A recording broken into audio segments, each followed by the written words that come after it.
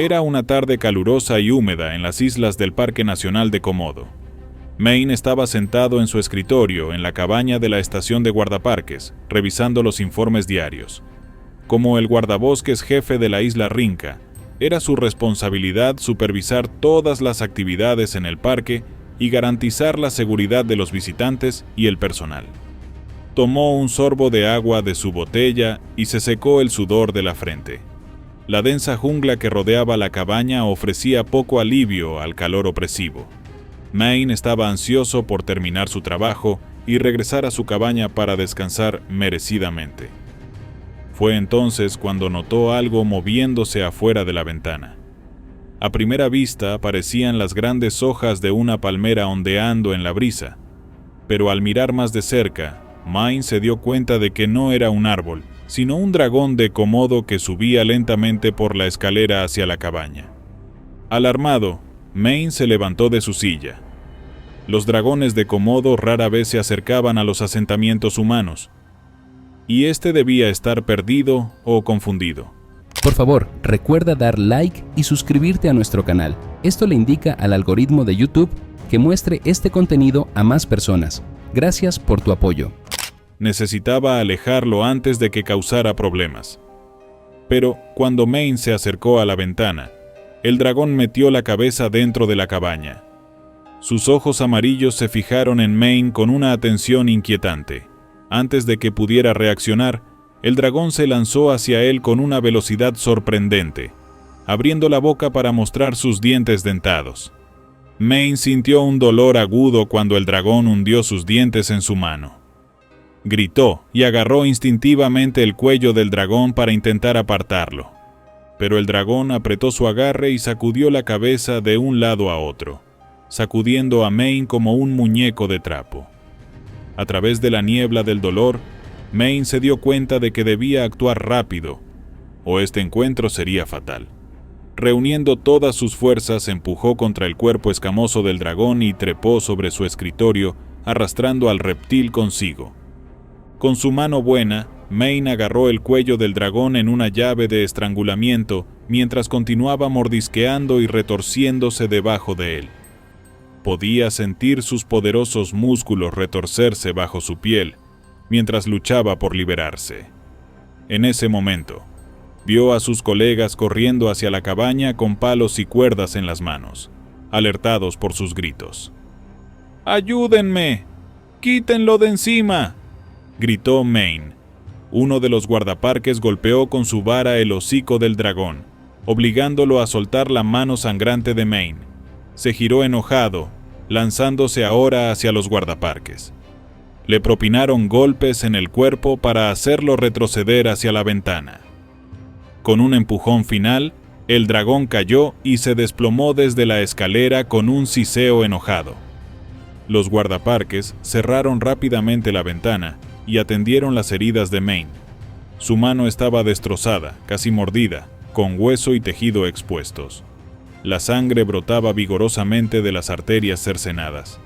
«Necesitamos llevarlo a la clínica rápido», gritó un guardabosques. Improvisaron una camilla con mantas y postes y llevaron a Maine rápidamente. Mientras tanto, el dragón de Komodo herido yacía aturdido en la jungla. Sus agudos sentidos detectaron el olor de la sangre en el aire y sintió un aumento del hambre a pesar de sus dolores. El sabor de la carne humana aún persistía ricamente en su boca. Nunca había probado a los humanos antes, pero lo encontró extrañamente apetitoso. Cuando la visión del dragón se aclaró, observó a los guardaparques llevándose al humano caído. Una idea germinó en su cerebro primitivo. Seguiría el rastro de su olor y reclamaría lo que legítimamente era su presa.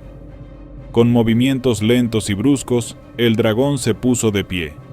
No estaba acostumbrado a sufrir heridas, pero la mordida del hombre era aún más desconocida. Sus instintos de supervivencia tomaron el control mientras comenzaba a rastrear a los humanos que se alejaban, dejando un rastro de sangre oscura en la maleza. Para Maine, las siguientes horas fueron un torbellino de agonía. La clínica en Rinca era básica y no estaba equipada para tratar heridas tan graves. se desvaneció y volvió en sí mientras los médicos trabajaban frenéticamente para controlar el sangrado y suturar los tejidos destrozados. Le dieron toda la morfina que tenían, pero hizo poco para aliviar el dolor. A través de su delirio, Main vio los rostros preocupados de sus colegas que se cernían sobre él. «El dragón nos está siguiendo», murmuró incoherentemente. Pero nadie entendió lo que decía. Después de lo que pareció una eternidad, los médicos anunciaron finalmente que habían hecho todo lo posible. Main necesitaba atención avanzada más allá de sus capacidades. Debía ser evacuado en helicóptero al hospital principal de inmediato. Sus amigos guardaparques lo llevaron de nuevo en la camilla, abriéndose paso rápidamente por la jungla hacia la zona de aterrizaje. Mientras tanto, el dragón de Komodo los acechaba sigilosamente desde las sombras, manteniendo su olor en la cálida brisa de la tarde. Aprendía rápidamente, observando sus movimientos y esperando el momento adecuado para atacar de nuevo.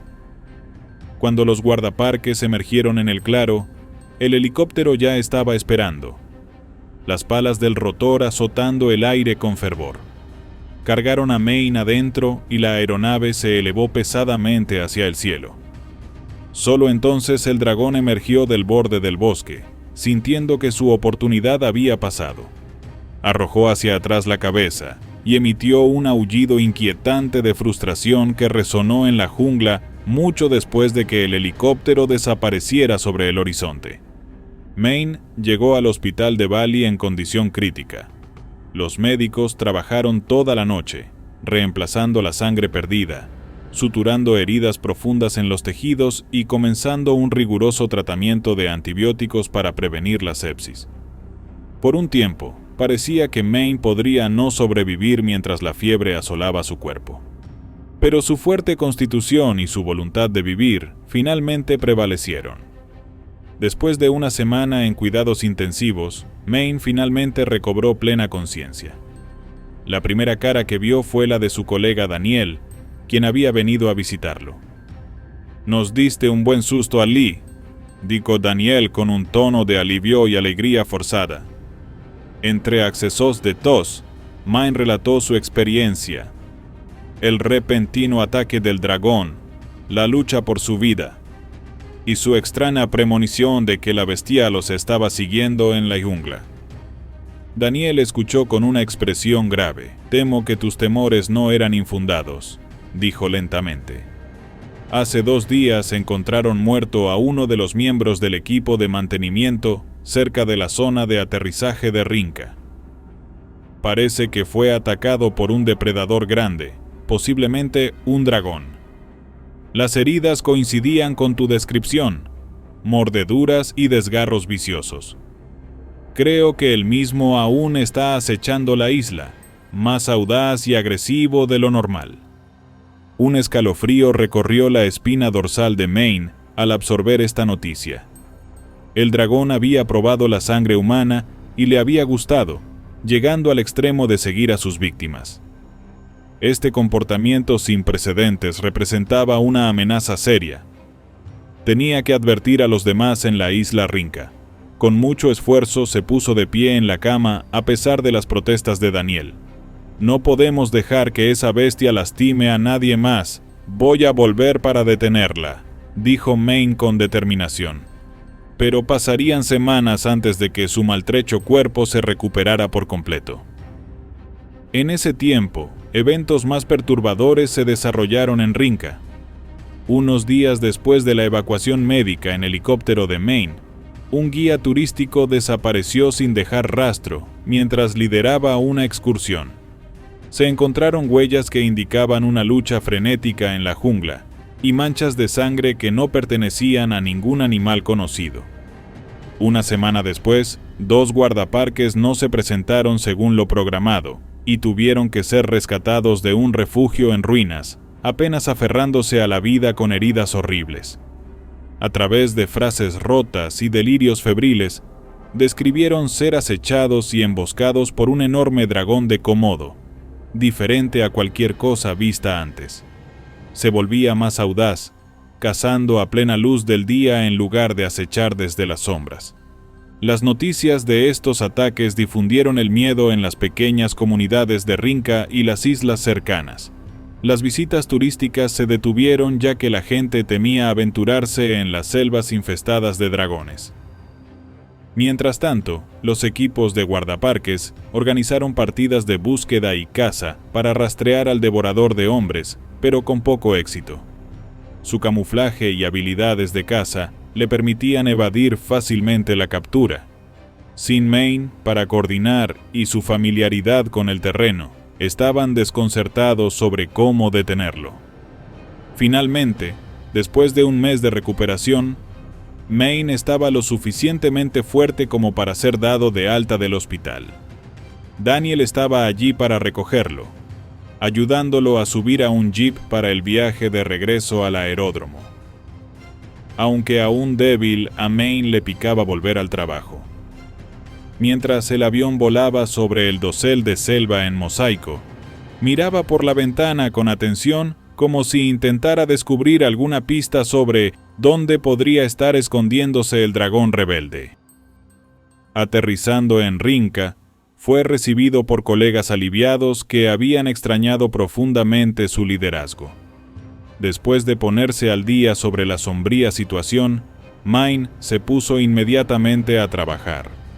Primero, ordenó una detención temporal de todas las actividades en el parque para reducir la presa y la confusión para el dragón.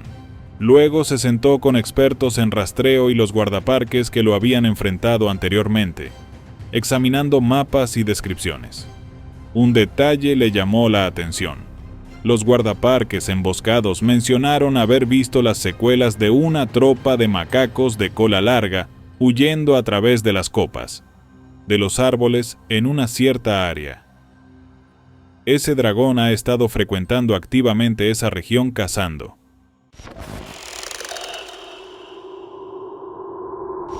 Era una luminosa y soleada mañana de sábado en Los Ángeles. Phil Bronstein estaba emocionado por la sorpresa que su esposa, Sharon Stone, había planeado para la celebración del Día del Padre. Como editor ejecutivo del San Francisco Chronicle, Phil solía trabajar largas horas en la oficina. Pero en este día, Sharon quería hacer algo especial para Phil y mostrarle su aprecio. «Apúrate y prepárate, Phil. Nuestra visita privada al zoológico comenzará pronto», dijo Sharon emocionada. Phil sonrió ante el entusiasmo de su esposa. «Está bien, voy. Solo déjame agarrar mis zapatillas de tenis». Cuando llegaron al zoológico de Los Ángeles, su guía, María, ya los estaba esperando. «Feliz Día del Padre, señor Bronstein», la saludó. «Sharon me dijo que tenías un interés especial en los reptiles, así que hoy te llevaré a ver una de nuestras principales atracciones, nuestro dragón de Komodo». Los ojos de Phil se iluminaron de emoción. Los dragones de Komodo eran uno de los lagartos más grandes del mundo, llegando a medir hasta 10 pies de longitud. «Suena increíble. Gracias por organizar esto, Sharon», dijo Phil agradecido. Mientras seguían a María por el zoológico, Phil charlaba animadamente con Sharon sobre los diferentes reptiles que veían en el camino. Una amplia sonrisa se mantenía en el rostro de Phil todo el tiempo. A Sharon le alegraba ver a Phil tan feliz y absorto en su pasión. Le calentaba el corazón darle a Phil esta experiencia única en el Día del Padre. Cuando llegaron al recinto del dragón de Komodo, Phil quedó instantáneamente cautivado.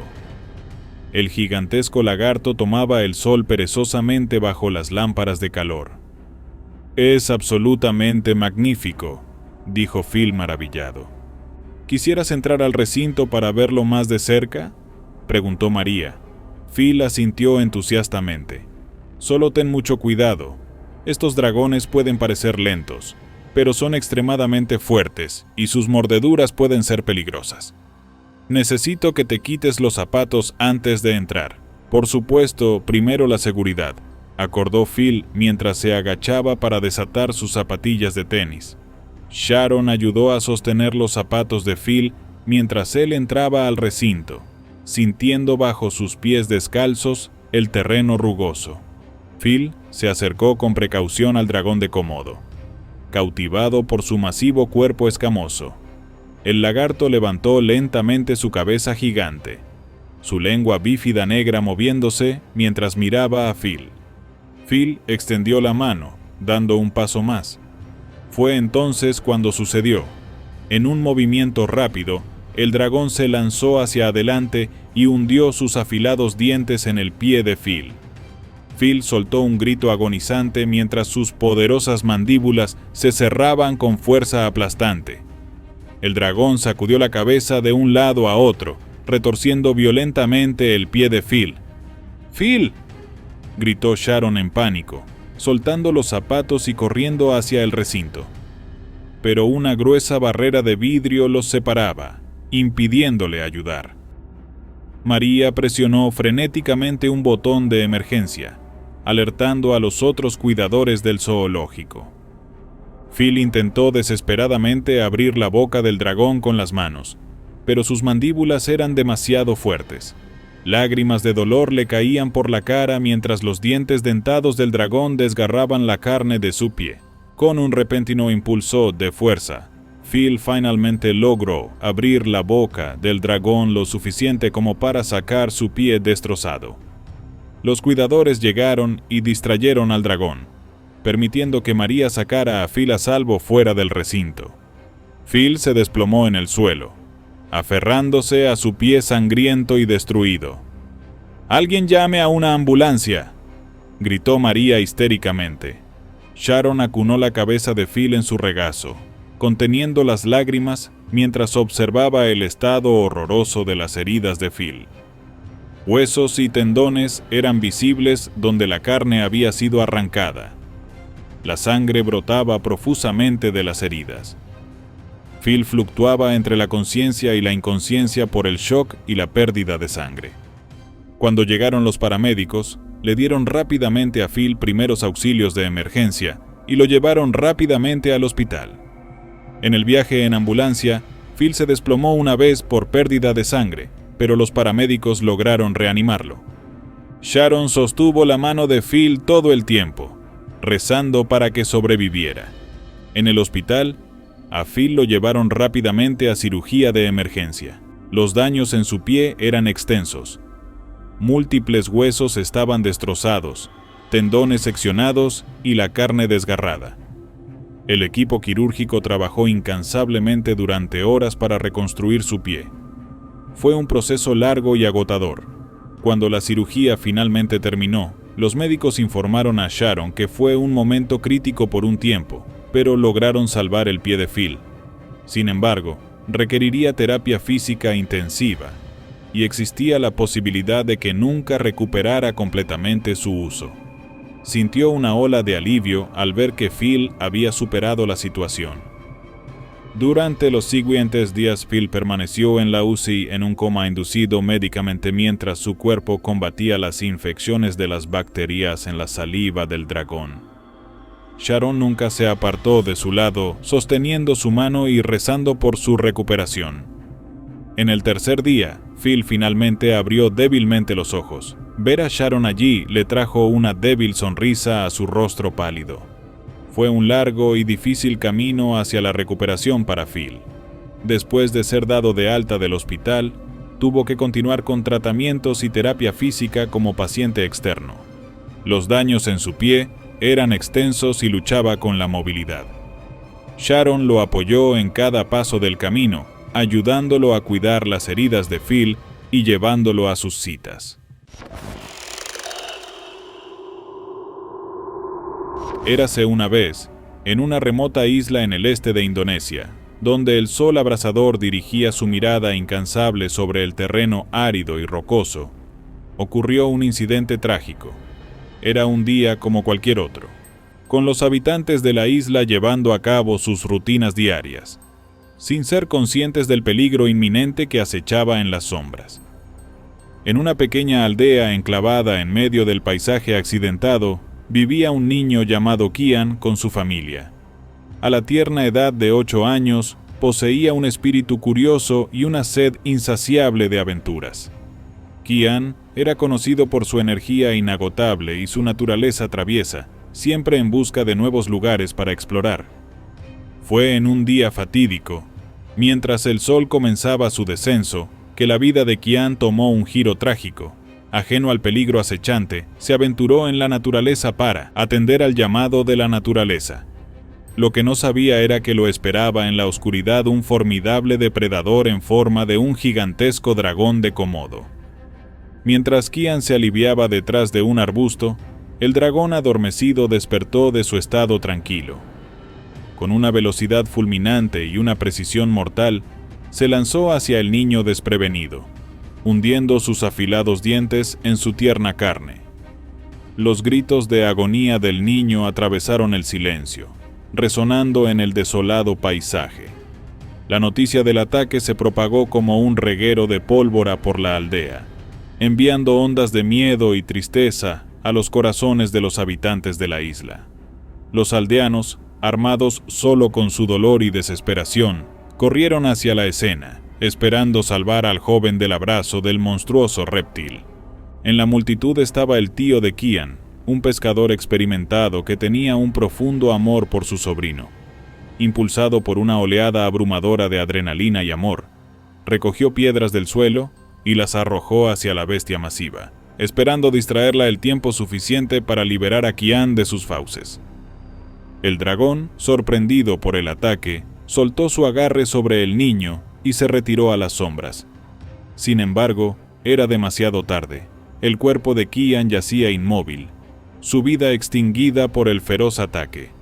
Los aldeanos se reunieron a su alrededor, con el corazón pesado de dolor mientras lloraban la pérdida de un alma inocente. El incidente envió ondas de choque a lo largo de la isla y más allá. El portavoz del Parque Nacional, Eru Rudiarto, abordó el trágico evento, revelando que fue el primer ataque mortal registrado de un dragón de Komodo a un ser humano en 33 años. Durante décadas, estas magníficas criaturas habían coexistido con los habitantes de la isla sin causar daño. Sin embargo, Rudiarto especuló que la disminución reciente de la presa natural de los dragones, exacerbada por la caza excesiva de ciervos durante la temporada seca, podría haber desencadenado este trágico evento.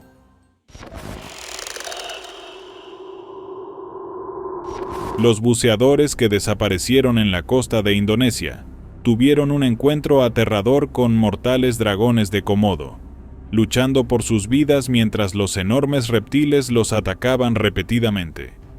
Uno de los sobrevivientes reveló recientemente los detalles de su aterradora experiencia. El grupo, que incluía a 3 buceadores británicos, se encontró enfrentando una crisis mortal tras otra durante un período de 2 días. Después de ser arrastrados y lanzados en aguas infestadas de tiburones durante 10 horas, finalmente llegaron a la costa de una isla remota al anochecer.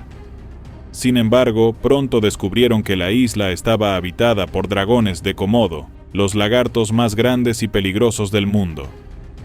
Una de las buceadoras, una mujer sueca llamada Elena Nevalainen, contó su aterradora experiencia al repeler a un temible reptil 3 veces usando su cinturón de plomo, un accesorio de buceo utilizado para el control de la flotabilidad.